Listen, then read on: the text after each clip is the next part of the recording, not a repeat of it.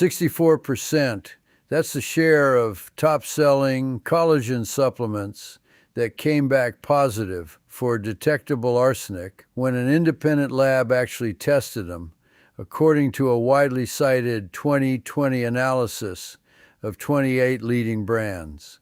37% tested positive for lead. You're paying premium prices, sometimes $40 or $50 a tub, for a product that may be carrying exactly the kind of contamination you'd never guess was sitting in something marketed as a beauty and joint health staple. And here's the part that matters even more than the contamination. Even the clean tubs, the ones with nothing extra in them, aren't doing what the label implies they're doing. I'm going to show you 5 plants, every one of them able to grow in nothing but a glass of water on a windowsill, that together cover what bone broth and collagen powder actually can't. Collagen is the most abundant protein in the human body, making up roughly a third of your total protein content. And it's the actual scaffolding holding your skin, joints, tendons, and bone structure together. Starting somewhere in your mid-20s, production begins a slow, steady decline, commonly cited at around 1% a year. And by 50, that adds up to a meaningful, measurable loss of the structural protein your entire body depends on to hold itself together. That's not a cosmetic inconvenience. It shows up as joints that ache for no clear reason, skin that gradually loses its elasticity, and wounds that simply take longer to close than they once did. My name's Walter. I've spent years growing food on this farm, and when my own joints started reminding me I'm not 25 anymore, I did what I do with everything else. I went looking at the actual biology instead of the marketing on the label. What I found changed how I think about the entire collagen aisle. Here's the part almost nobody explains to you, and once you understand it, the rest of this makes complete sense. When you eat collagen from bone broth, from a powder, from anywhere, your stomach acid and digestive enzymes don't leave it intact.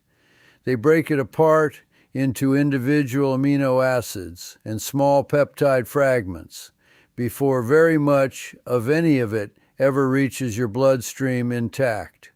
Your body doesn't absorb whole collagen and ship it straight to your skin. It absorbs building blocks, and only if the right conditions are in place does it actually use them to build new collagen. Amino acids alone aren't enough. Your body needs specific cofactors to actually assemble collagen in the first place. Vitamin C is the most critical of these. Without it, the enzymes responsible for stabilizing the collagen structure simply can't do their job. That's not a theory, that's scurvy, the disease that crippled entire naval crews for centuries before anyone understood why. Beyond vitamin C, your body needs copper to cross-link collagen fibers into their finished structural form, and zinc to regulate the enzymes involved in collagen metabolism. Over 100 separate enzymatic reactions by some counts. Bone broth and most powders hand you a pile of raw amino acids with none of the cofactors needed to actually put them together. It's lumber delivered to a job site with no foreman and no crew. So instead of one product trying to do everything, here are 5 plants that together cover the whole system, the cofactors, the direct cellular signal to start production, the raw amino acids themselves, and the protection that stops existing collagen from breaking down in the first place. All 5 root and grow in plain water. None of them need soil, a garden, or any special equipment. The first is watercress. Sailors in the 18th century watched their gums bleed, their teeth loosen, and old scars reopen from a total absence of vitamin C in their diet, and the disease killed more of them than combat did. Vitamin C is the one nutrient the human body cannot make or store for long on its own, so a diet that runs short of it for even a few months is enough to start unraveling collagen production at the enzyme level, which is exactly what those long naval crossings exposed. Watercress has been eaten as a cheap, dense source of nutrition since before the Romans, and gram for gram, it carries a genuinely impressive vitamin C content alongside meaningful calcium and folate. Beyond the raw vitamin content, watercress contains compounds called isothiocyanates that actively help protect existing collagen and elastin in skin from breaking down, meaning it isn't just supplying a building material, it's also slowing the demolition happening on the other side of the equation. To grow it, buy a bunch at any grocery store, place the stems in a glass of clean water on a sunny sill, and within days you'll see thin white roots forming at the nodes. Harvest the outer leaves and the plant keeps pushing new growth from the center. Eat it raw in salads where its peppery bite cuts through richer flavors. Toss it into hot soup at the very last second so it wilts without losing its vitamin C to prolonged heat, or blend it into a morning smoothie. If the roots take longer than a week to appear, check that you're changing the water every couple of days. Stagnant water grows algae and bacteria faster than it grows roots, and a clean glass matters more than people expect. Most kitchen windowsills that get a few hours of direct or bright indirect light daily work fine. You don't need a greenhouse or a grow light for any of these 5. The second is Gotu Kola, called Centella asiatica in the research literature. It's one of the few common food plants that doesn't just supply raw material, it gives a direct instruction to your cells. The leaves contain compounds called triterpenoids, primarily asiaticoside and madecassoside, and when these reach your fibroblast cells, they activate the genetic machinery responsible for producing type 1 collagen, the most abundant type in your skin, tendons, and bones. At the same time, research shows Gotu Kola helps suppress an enzyme called MMP1, one of the primary enzymes your body uses to break existing collagen down. It's genuinely doing 2 jobs at once, building on one side while slowing the demolition on the other. This plant has been part of Ayurvedic medicine for over 2,000 years. And if you've ever bought a skincare product labeled CCA, that name traces directly back to Centella asiatica, extracted, processed, and sold back to you in a jar. Across Southeast Asia, it's not treated as medicine at all. It's simply food, sold fresh in markets and brewed into everyday herbal drinks from Bangkok to Hanoi, the same way you might reach for green tea. That everyday familiarity is worth holding on to because it's easy to hear the word triterpenoid and assume you're dealing with something exotic or risky, when in practice it's a leaf a grandmother in Colombo has been tucking into a side dish for as long as she can remember.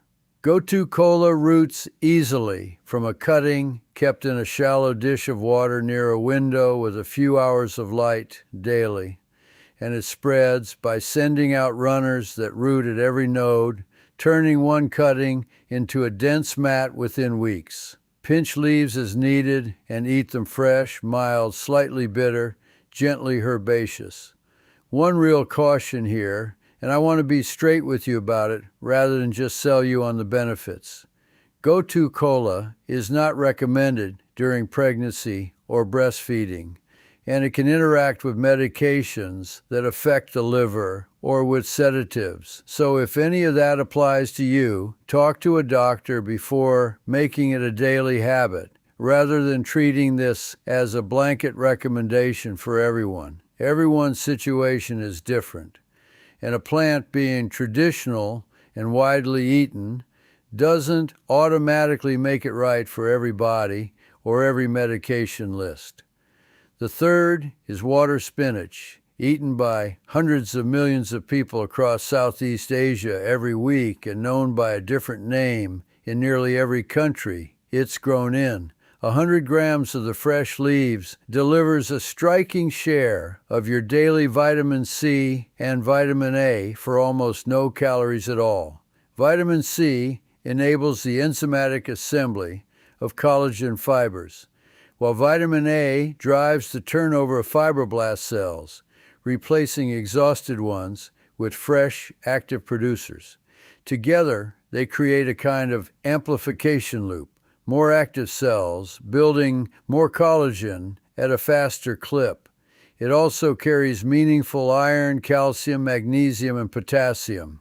Interestingly, this same plant grows so aggressively in water that several states, including Texas and Florida, have officially classified it as a noxious weed, which tells you something about how little effort it takes to grow once you get a stem rooted. And it's a strange thing to sit with, that the same plant treated as an invasive nuisance in American waterways is a dietary staple feeding hundreds of millions of people a continent away. Place cut stems in a tall glass of water, and roots appear within days in warm conditions. Cut above a leaf node, and the plant immediately pushes new growth from that point, letting you harvest continuously for months from a single glass. Stir-fry it quickly with garlic, blanch it, or drop it into soup in the last minute of cooking, keeping the heat brief, since prolonged cooking destroys the vitamin C you're growing it for in the first place. The fourth is duckweed, the smallest flowering plant on earth, each frond tinier than a grain of rice, and it's the piece that actually supplies the raw amino acid building blocks the first three plants don't provide in serious quantity. Roughly a third of collagen structure is the amino acid glycine, another third is proline, and duckweed is unusually rich in both. Its protein content by dry weight commonly runs between 25 and 45%. Which places it above soybeans and above most conventional protein crops grown on farmland, and it contains all 9 essential amino acids in a genuinely balanced profile. For comparison, that protein density puts a handful of fresh duckweed roughly in the same range as many legumes, but delivered as a fast-growing, self-renewing crop you never have to replant. A commercialized, high-protein strain called Mankay is already sold as a health food in some markets, which gives you a sense this isn't a fringe idea. It's an established food crop that's simply unfamiliar in most Western kitchens. Growing it is close to the simplest task on this list. Fill any shallow, wide container with water, float a small amount of duckweed on the surface, set it near gentle, indirect light, and change the water every week or two. It reproduces by budding continuously, and within 2 weeks, a small starting patch covers the surface in a dense green mat. Skim the excess off the top with a fine mesh strainer, and the rest keeps doubling. Blend it into smoothies, where the flavor is mild enough you'll barely notice it, or dry it in a low oven and grind it into powder for longer storage. One practical note on sourcing: duckweed isn't something you'll typically find at a grocery store.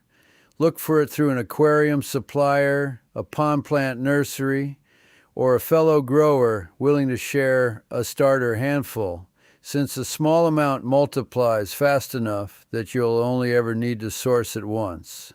The fifth is water celery, known as minari, in Korea, and eaten across East Asia for centuries as a spring tonic.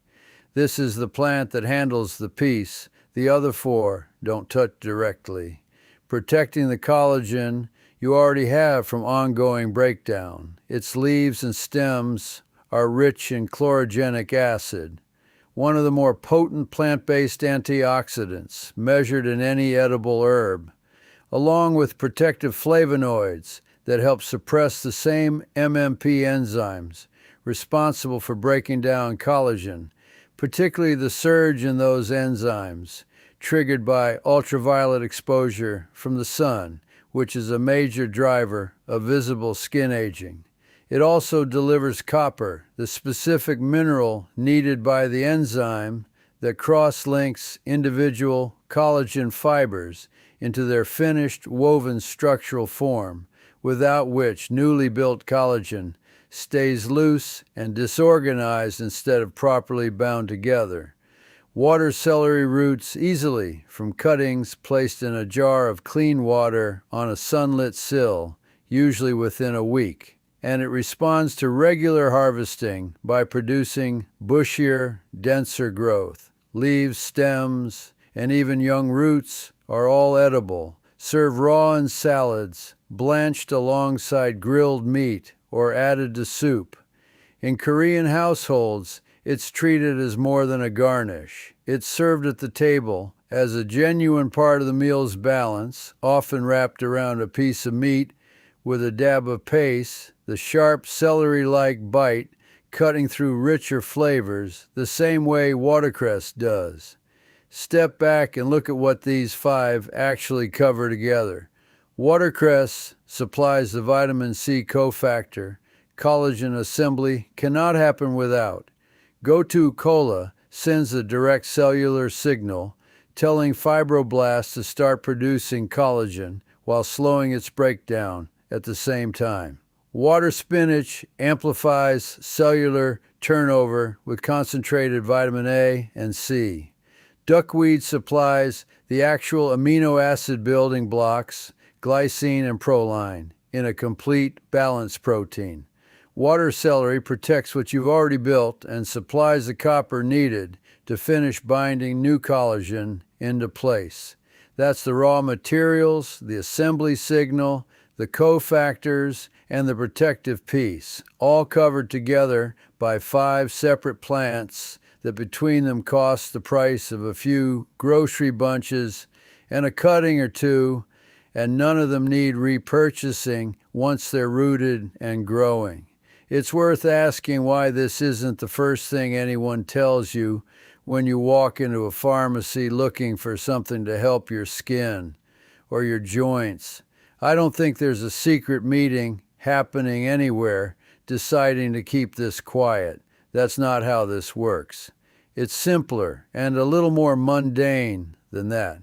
A plant that roots itself in a glass of water and keeps producing indefinitely doesn't generate repeat purchases.